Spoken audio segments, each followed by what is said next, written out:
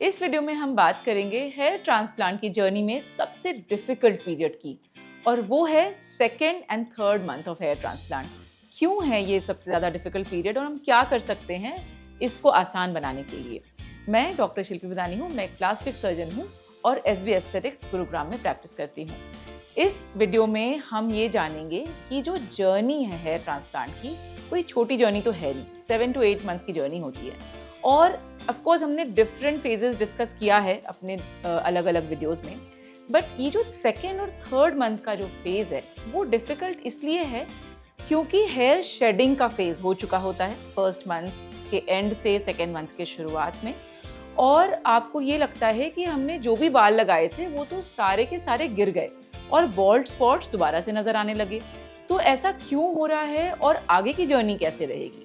हमारा जो चैनल है SB ट्राइकोलॉजी, इस पे हम हेयर से रिलेटेड डिफरेंट इन्फॉर्मेशन पोस्ट करते हैं। हेयर ट्रांसप्लांट से रिलेटेड आपको बहुत सारी इन्फॉर्मेशन मिलेगी हमारे चैनल पे, और मेरे साथ इस वीडियो में लास्ट तक बने रहिए क्योंकि हम end of the video hair transplant का कॉस्ट भी डिस्कस करने वाले हैं।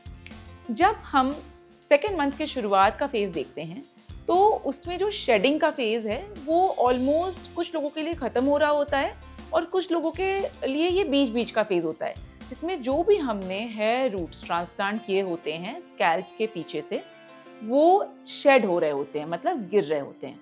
तो आपको ये लगने लगता है कि जो भी स्पॉट्स पे हमने लगाए थे बाल वो वापस से वैसे ही बॉल्ड होने लगे। जब हम हेयर ट्रांसप्लांट करते हैं और जब हमें पूरा एरिया करना होता है तो हम हेयर को शेव करते हैं ट्रांसप्लांट के पहले, स्पेशली मेल पेशेंट्स में।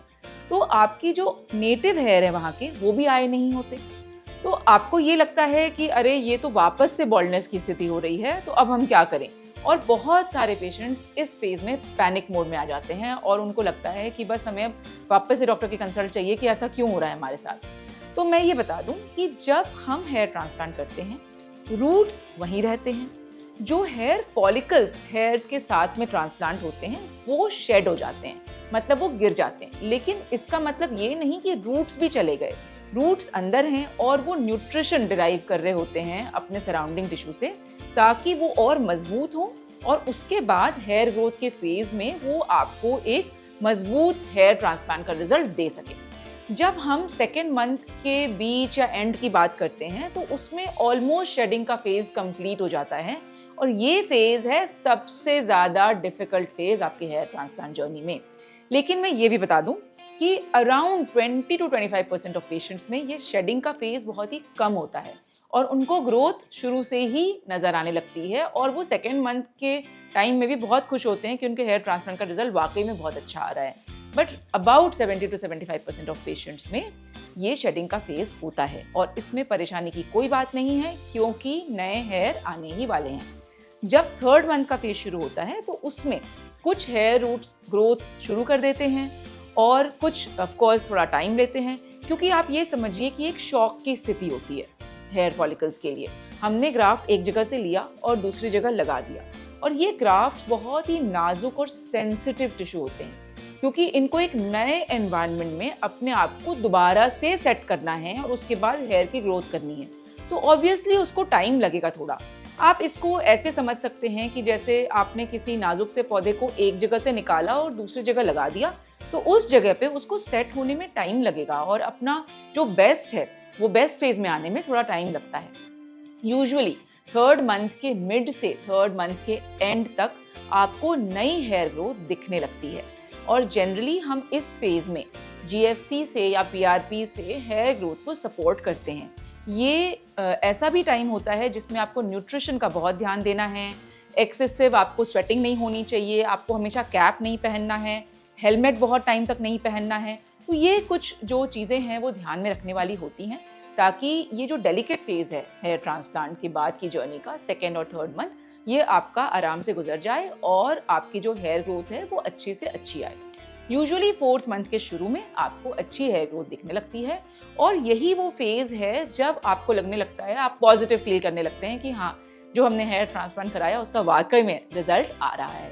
तो ये जो सेकेंड थर्ड मंथ है इसमें यूजुअली मैं देखती हूँ कि पेशेंट्स बहुत कंसर्न्ड होते हैं, इसलिए मैंने सोचा कि मैं ये स्पेशली आपके लिए वीडियो बनाऊँ कि अगर आप अपने हेयर ट्रांसप्लांट की जर्नी में सेकेंड और थर्ड मंथ में हैं तो आप बिल्कुल परेशान मत होइए, ये एक पासिंग फेज है और ये ऐसा फेज है जिसमें हेयर रूट्स स्ट्रॉन्ग हो रहे हैं। So give yourself some time and have some patience, और आप अपने हेल्थ का ज़रूर ध्यान रखें इस टाइम पे, क्योंकि जब आप इस फेज में हेल्दी रहेंगे तो आपका जो फाइनल रिजल्ट है हेयर ट्रांसप्लांट का, वो डेफिनेटली अच्छे से अच्छा आएगा।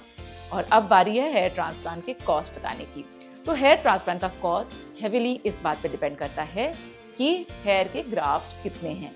बहुत बार जब हम सिर्फ फ्रंटल हेयर लाइन कर रहे होते हैं अच्छा रिजल्ट देने के लिए, जनरली अबाउट 2000 ग्राफ्ट की ज़रूरत पड़ती है।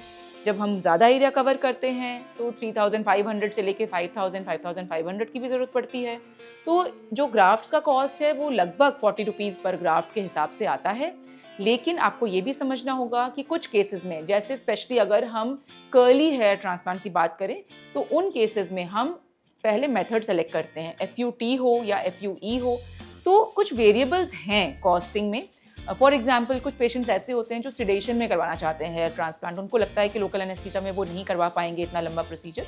तो इस पे भी डिपेंड करेगा कि आपका जो हेयर ट्रांसप्लांट का प्रोसीजर है वो अंडर एनेस्थीसिया है या फिर लोकल में। यूजुअली लोकल एनेस्थीसिया में होता है। तो ये कुछ वेरिएबल्स हैं हेयर ट्रांसप्लांट के कॉस्ट में। और आपको मैं ये भी बता दूं कि आप जो भी सेंटर चूज़ करते हैं हेयर ट्रांसप्लांट के लिए, वो भी बहुत इंपॉर्टेंट है, because safety will come at a cost and it can not be very cheap. अगर आपको लगता है कि कॉस्ट बहुत ही कम है किसी हेयर ट्रांसप्लांट सेंटर पे, तो आपको ये डबल चेक करना होगा कि कहीं आपकी सेफ्टी इसमें कॉम्प्रोमाइज़ तो नहीं हो रही। तो ये बहुत इंपॉर्टेंट है एज अ पेशेंट, और ये रिसर्च आपकी रिस्पॉन्सिबिलिटी है। आपको अगर हेयर ट्रांसप्लांट से रिलेटेड और इन्फॉर्मेशन चाहिए तो आप हमें कमेंट बॉक्स में लिखकर अपने सवाल पूछ सकते हैं। हमारी टीम मौजूद है आपको हेल्प करने के लिए, आपके सवालों का जवाब देने के लिए। और हमारी हेयर ट्रांसप्लांट की जो कंसल्टेशन है वो फ्री है। आप डेफिनेटली हमें कॉल करके या मैसेज करके, व्हाट्सएप पे या ईमेल पे कनेक्ट कर सकते हैं और अपने कंसल्टेशन बुक कर सकते हैं। अगर आपको ये वीडियो पसंद आई तो आप ज़रूर इसको लाइक करें और शेयर करें ताकि ये जानकारी ज़्यादा से ज़्यादा लोगों तक पहुँच सके। Thank you for watching.